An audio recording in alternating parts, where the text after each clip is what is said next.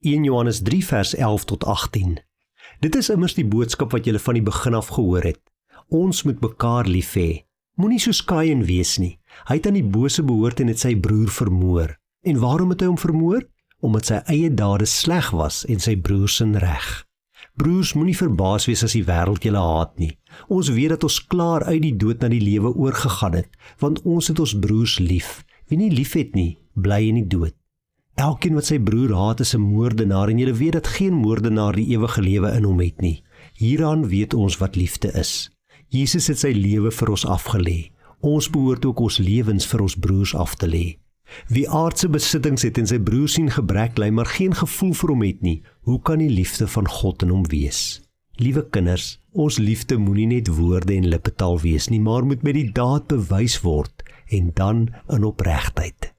Johannes sê dit is so belangrik dat elke kind van God weet, ons moet mekaar lief hê. Hy sê moenie soos Kain wees nie. Kain het sy eie broer doodgemaak omdat hy jaloers was op sy broer, omdat sy eie dade sleg was en sy broer sin reg. Daarom het hy sy broer gaan doodmaak. Hy sê, maar ons moenie so wees nie. Ons moet mekaar lief hê. Al haat die wêreld ons, moet ons nog steeds lief hê. Want sê hy, wie nie lief het nie, bly nog in die dood. Maar is maklik om oor liefde te praat. Dit is selfs maklik om te sê, ja, ek is lief vir jou.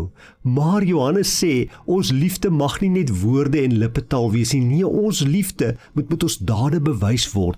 Daarom sê hy, hoe kan jy sê jy's 'n kind van God? Jy is lief vir jou medemens, maar jy sien jou medemens is honger, jy sien jou medemens is naak, jy sien jou medemens te behoefte, en jy draai jou rug op hom. Jy stap verby, en jy maak asof jy hom nie gesien het nie. Dit, sê Johannes, is nie liefde nie. Ware liefde is iets wat 'n mens doen. Dis nie iets waaroor jy praat nie, dis nie 'n gevoel wat jy het nie, dit is iets wat jy doen. Jy leef in liefde. Daarom, as jy 'n medegelowige sien wat gebrek ly, wat behoefte het, en jy kan help, dis binne jou vermoë om te help, moet jy help as jy lief het. Anders het jy nie lief nie, en is jy nie regtig 'n kind van God nie, sê Johannes. So ernstig is dit. Kom ons wees lief vir mekaar. Kom ons sien nie net medegelowiges se nood raak nie. Kom ons doen iets. Kom ons bewys ons liefde met ons optrede. Here, dankie dat U my eerste lief gehad het. Dankie dat U U liefde aan my bewys het deur U lewe vir my af te lê.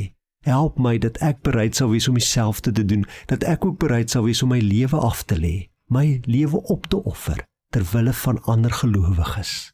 Here, ek wil so graag lief hê soos wat U lief het. Amen.